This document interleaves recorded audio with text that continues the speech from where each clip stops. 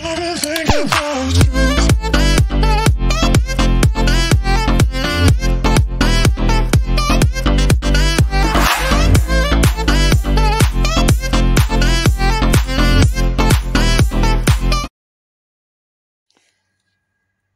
guys, ayan guys, magluluto tayo ng ating ulam.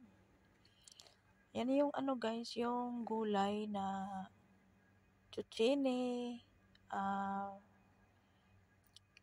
carrots at saka patatas.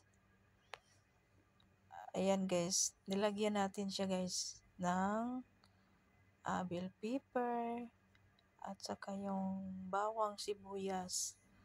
Ayan, so i-share ko lang ito guys, ilagay ko siya guys sa plastic bag. Ayan, so may isa din tayong manok na ating ihalo sa ating gulay. Ayan, so before ko ihalo yung guys, yung manok ay iprito ko siya. Iprito ko yung manok, half cook yung pagkaluto sa manok. And then gagawa din ako ng sauce para i-sauce natin dito sa ating gulay. At lahat siya guys ay ilalagay natin siya sa plastic bag.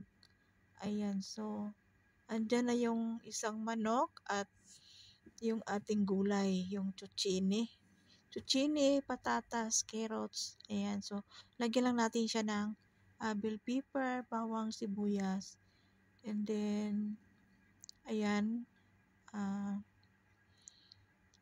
ibalot na natin yung ating plastic bag. Kasi guys, sa ube natin siya lulutuin. Ayan, so magluto muna tayo ng ibang style, di ba? Kasi nakakasawa din yung paulit-ulit na lang yung isang di ba? Ganon siya guys. Tingnan mo guys. Nilagay ko siya sa plastic bag. Ayan. So nilagyan siya ng sauce at ilagay natin siya sa tray. Kasi ilagay natin siya sa oven. Ayan yung bag guys. Yung bag pwede ilaglagyan ng isda, yung karne. Ayan. So yung bag guys ay pangluto din yung guys. Pang cooking yung ating bag. So nilagyan lang natin siya guys kunting singaw. Diba? Para hindi pumutok yung plastic bag na may gulay. And then ayan guys, naluto na yung ating vegetable with chicken. And then nilagay natin siya sa Pyrex. Ayan guys, sarap siya guys. Subukan nyo guys. Ayan, diba?